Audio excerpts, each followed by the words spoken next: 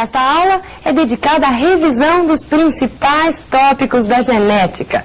Nós vamos relembrar, entre outros assuntos, as leis de Mendel, tipos sanguíneos e a genética do sexo, assuntos sempre frequentes nos vestibulares.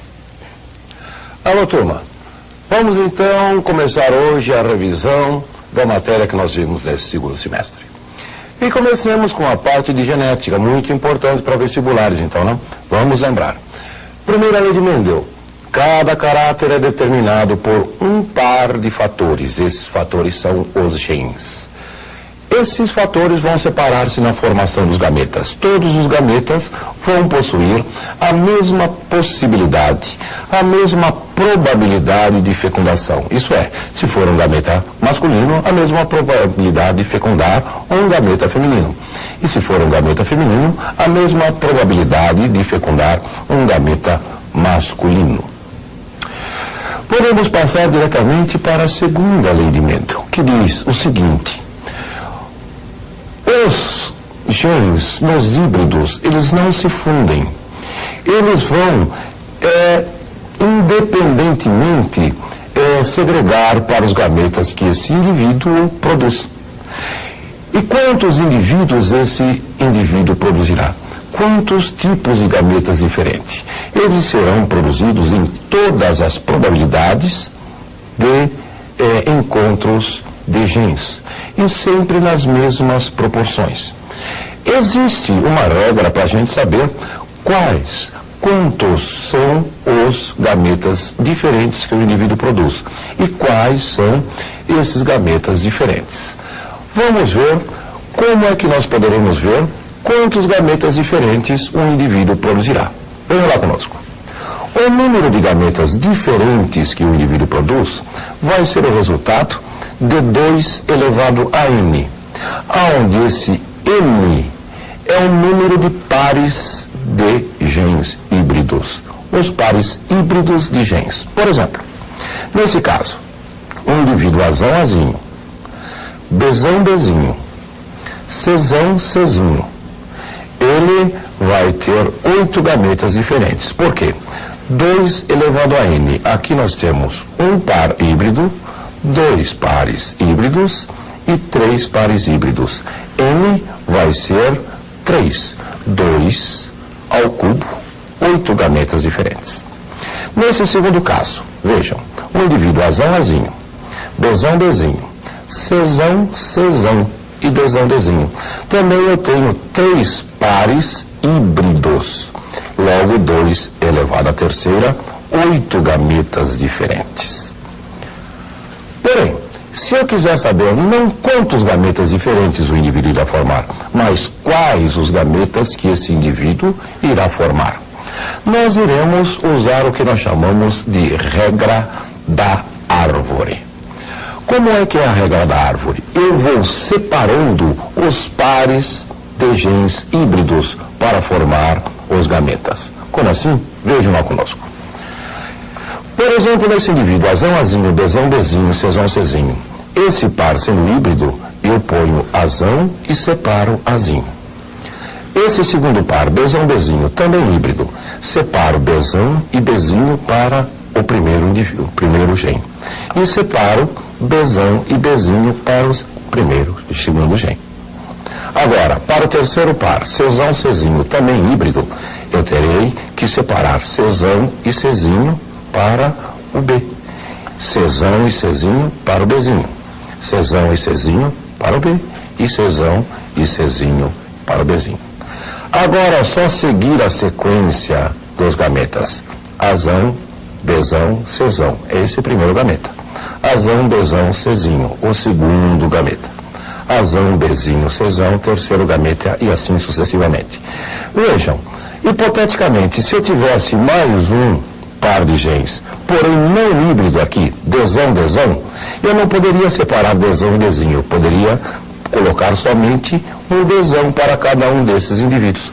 Logo, o mesmo número de gametas vai ser formado se eu tiver um indivíduo com 4 pares de genes, porém somente 3 pares híbridos. Outro assunto que nós tocamos, que é muito importante, é sobre o sistema de sangue. o sistema sanguíneo ABO e sistema sanguíneo RH. No sistema sanguíneo ABO, nós primeiro deveremos lembrar quais são os possíveis tipos de sangue e como nós poderemos fazer as transfusões entre os indivíduos de diversos tipos de sangue. Para isso, a gente utiliza aquela tabela de transfusões. Lembram dela? Vamos relembrar.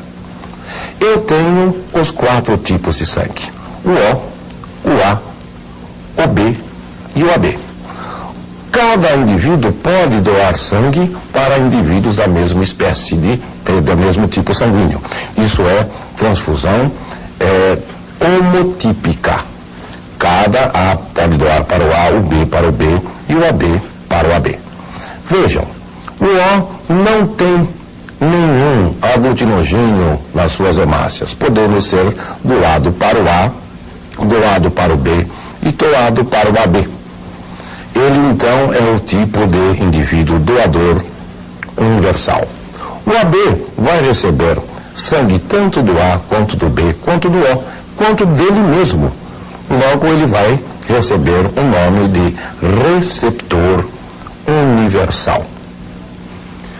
O porquê que isso ocorre? Qual a razão dos diversos tipos de sangue? A genética do sistema ABO é simples. Temos 3 tipos de genes que podem ser combinados 2 a 2. Vejamos aqui. O gene IA vai fazer o indivíduo ser do sangue tipo A. O gene IB dirá para o indivíduo ser do sangue tipo B. E o genezinho para ser do tipo O. Vejam, o IA domina o genezinho.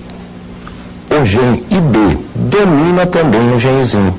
Porém, não há dominância entre os genes IA e o gene IB. Logo, o fenótipo, o tipo de sangue A, o indivíduo pode ser IA ou então IAI. O indivíduo, para ser do tipo B, ele pode ser do tipo IB ou então IBI. O AB, só um genótipo poderá ter, o IA e B. E do tipo O, ele só poderá ser Izinho. Outro tipo de sangue que nós devemos saber é o fator RH, porque pode existir uma incompatibilidade sanguínea materno-fetal. Isso quando a mãe é RH negativo, o pai é RH positivo e a criança ela é RH positivo também. Em segunda gestação de criança RH positivo, essa criança poderá sofrer problemas se não forem tomados algumas precauções, tais como dessensibilizar a mulher após o parto. Para a genética desse tipo de sangue, ela é um pouco mais simples do que da ABO. Nós temos que um gene, o R1, faz o indivíduo ser RH positivo. O gene R diz para o indivíduo ser RH negativo, e sendo que o R domina o gene R. Vejamos lá então. O indivíduo, para ter o grupo sanguíneo RH positivo, ele vai ser R1 ou R1.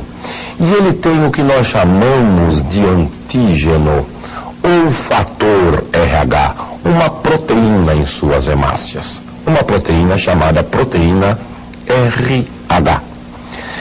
O indivíduo do RH negativo não tem esse tipo de proteína. E ele só pode ser do tipo R. Nós vimos também que é importante lembrarmos a herança ligada ao sexo. Para ver isso, nós deveremos saber como é que são os cromossomos dentro da espécie humana. Vejam lá, vamos ver com a gente. O homem possui 46 cromossomos em cada uma de suas células. 44 cromossomos são chamados de autossomos, genes comuns. 2 cromossomos chamados sexuais, cromossomos sexuais que têm os genes da herança ligada ao sexo. Vejam, se o indivíduo for XX, é do sexo feminino. Se o indivíduo for XY, será do sexo masculino. Vejam, um homem, ele ele produzirá dois tipos de gametas diferentes. O gameta X e o gameta Y. Ele é chamado de sexo heterogamético. Já a mulher produzirá só um tipo de óvulo, que é o óvulo X, chamado de sexo homogamético. Se esse óvulo for fecundado por um espermatozoide X, nascerá indivíduo XX. Se esse óvulo for fecundado por um espermatozoide Y, ele será XY, sexo masculino. 50% de chance de nascer menino, menina, e 50% de chance de nascer menino. Vejam, tememos saber quais as heranças ligadas ao sexo e quais os fenótipos diferentes. Vamos lá ver então no nosso resumo. Vejamos. Para o daltonismo, se a mulher for homozigota, ela é normal. Se ela for heterozigota, ela é normal, porém portadora. Para ela ser daltônica, ela tem que ter os dois genes recessivos. Agora, o homem, se ele tiver um gene desão, ele será normal. E se ele tiver o desinho, ele será daltônico. Não encontraremos homem normal portador. Para a hemofilia é a mesma coisa, só que com o gene H. Outro tipo de coisa nós poderemos saber dentro da herança do sexo. Cada cromossomo X do indivíduo, um deles se desespiraliza e o outro não desespiraliza, ficando visível na interface. Tivemos então o corpúsculo de Barr. Vejam conosco.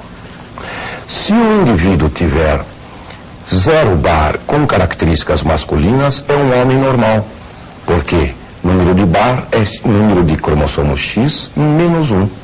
Aqui eu tenho 1 cromossomo X menos 1, 0. A mulher normal tem 1 Barr, XX menos 1, 1 Barr. Se não tiver Barr, síndrome de Turner, falta um cromossomo sexual. Se tiver características masculinas e o Barr for 1, síndrome de Klinefelter. Número de Barr 2 está mostrando 3 cromossomos X. Isso é síndrome da superfêmea. E em embriões nós encontramos até 3 Barr. Para o ano que vem nós entraremos no resumo da ecologia. Até lá, gente.